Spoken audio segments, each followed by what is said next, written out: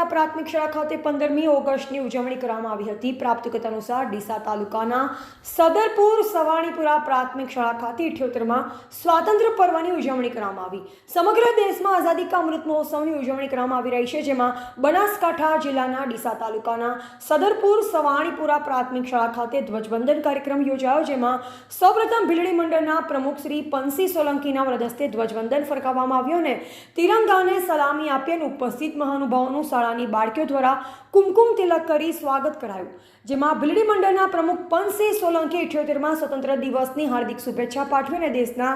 સૈનિકોને પણ અભિનંદન પાઠવ્યા અને સવાણીપુરા પ્રાથમિક શાળાના બાળકો દ્વારા જુદા જુદા પ્રકારના દેશભક્તિ ગીત રજૂ કર્યા, જેમાં ભીલડી મંડળના પ્રમુખ પંસી સોલંકી, સવાણીપુરા પ્રાથમિક શાળાના આચાર્ય સુનીતાબેન પટેલ, યોગેશભાઈ પ્રજાપતિ, દિનેશભાઈ ચાવડા, દર્શિકાબેન પરમાર, પ્રદીપભાઈ પટેલ, અનિતાબેન મહેશ્વરી, ઉત્તમસિંહ ઠાકોર, જીતાજી પારજી, નવલસિંહ ઉદેસી, બકાભાઈ મીર,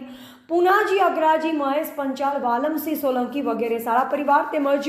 વિદ્યાર્થીઓને વાલીઓ મોટી સંખ્યામાં ઉપસ્થિત રહ્યા। રિપોર્ટર કરસનસિંહ સોલંકી, સંબંધ ભારત ન્યૂઝ, કાંકરેજ, બનાસકાંઠા।